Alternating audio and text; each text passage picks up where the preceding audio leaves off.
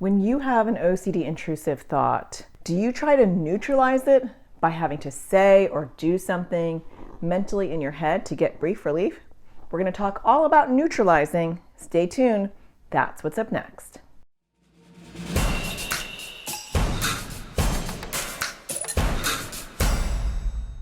Hi, my name is Natasha Daniels. I'm a therapist and I make videos for people with anxiety or OCD. And today we're going to talk to you about intrusive thoughts, OCD intrusive thoughts, and the mental compulsion around neutralizing. A lot of people miss mental compulsions in general. They don't realize that mental compulsions, things that you do in your mind, in your brain, in your thoughts, are equally growing your OCD, similar to physical compulsions, whether you're washing or organizing or tapping or avoiding and opening things with your elbows. Physical compulsions are just as powerful, growing your OCD, as mental compulsions. And mental compulsions get missed because we don't realize that our thoughts and the games that we play in our mind are compulsions, and they are. I want to highlight one really common one, and that is neutralizing. And so if you have an intrusive thought, an OCD intrusive thought, a compulsion would be to balance that out, to take away the power of that intrusive thought. And the way that that can show up is I have a bad thought, an OCD bad thought, and now I have to compulsively pray. Whenever I have this bad thought, I pray, and then God knows I didn't mean that thought, or God will take care of it. There's nothing wrong with praying, but when you're compulsively praying, you're not praying to God, you're praying to OCD. And that's a compulsion, not a prayer. So pay attention if you are having to neutralize a thought with a prayer.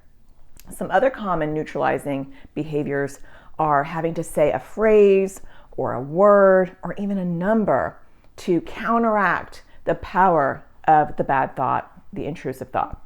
And so you might have an intrusive thought and then you have to say a particular word or you have to say a particular phrase. I've worked with a lot of people in my practice who are like, oh no, it's getting much better. I have an intrusive thought and I just say this phrase and then I feel better.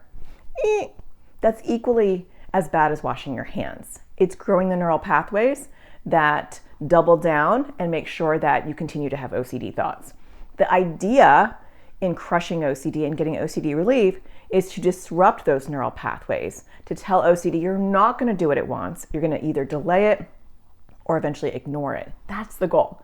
So when we do what OCD wants by saying a phrase or a word, then we are feeding OCD and we're growing OCD bigger.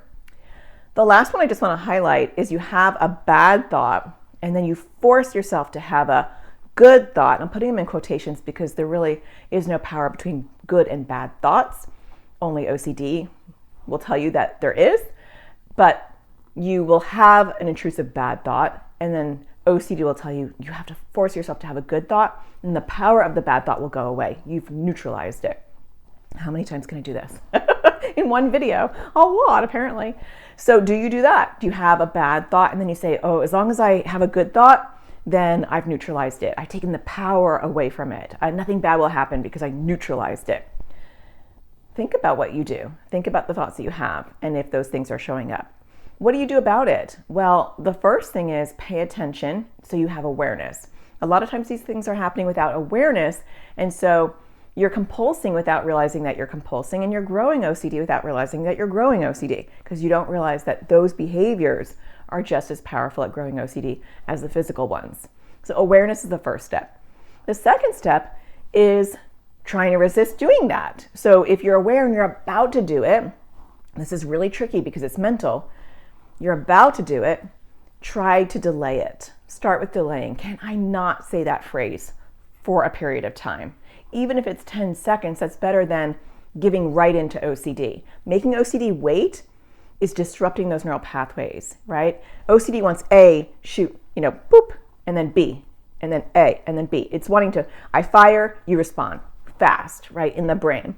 And when you disrupt it, OCD's like, do it. And you're like, I'm gonna make you wait a little bit. All right, now I'll do it. That's still progress. You've disrupted that stream of OCD looping. So delay it as long as you can. And then eventually see if you can ignore it. Sometimes delaying can move into ignoring. I'm going to see if I can resist doing that mental compulsion, You know what? It's been 10 minutes and I actually don't feel like I have to do it as badly. I think I can move into trying to ignore it. That's powerful. A lot of times though with mental compulsions, it's such a habit that you do it so fast in your brain that you catch it after you've done it. And so I've worked with a lot of people who are like, I try to delay it or I try to ignore it, but literally it happens in my brain so fast that it's already done before I can even do anything. Is that you? That's really common. Now you can unneutralize things, right? Play at OCD's game and outsmart it. And so if you had a bad thought and then you neutralized it with a good thought, bring back the bad thought. I know you're like, why, Natasha? Why would I do that? Because you're taking the power away from OCD. Because there's no power in a bad thought. That's an OCD lie. And when you neutralize it, you're telling your brain that there was power in that bad thought. And just in case you had to neutralize it, when you unneutralize it by bringing back the bad thought, you sabotage OCD and you improve your long-term progress. So sabotage your neutralizing. If you were saying a certain word or phrase, take it back. Bring back the bad thought. Unneutralize it. I'm sure that's not a word, but you get what I'm saying. And the more you do that, the better long-term your OCD will get. And you will find that you won't have to do those mental compulsions as often because OCD is like, she's not playing my game. So I'm gonna just give up. Now that takes a while, but that is what eventually happens when you don't give into OCD. I hope that you found that helpful. If you want to build your daily skills around crushing OCD, I do have a new OCD card deck that is available. It's a physical card deck, so it's like a card deck that you actually hold. It's not something you print out. And you can check that out in my shop below. Go to the shop tab on YouTube and you can find it. Or you can go to natashadaniels.com/shop and it will take you there as well. And the hope is that those OCD card decks, you pull a card each day and it builds your skills in a very simple way so that you keep sharp and you keep OCD at bay. I hope that you find the sparkle in everything you do, and I'll talk to you again next Thursday. Take care.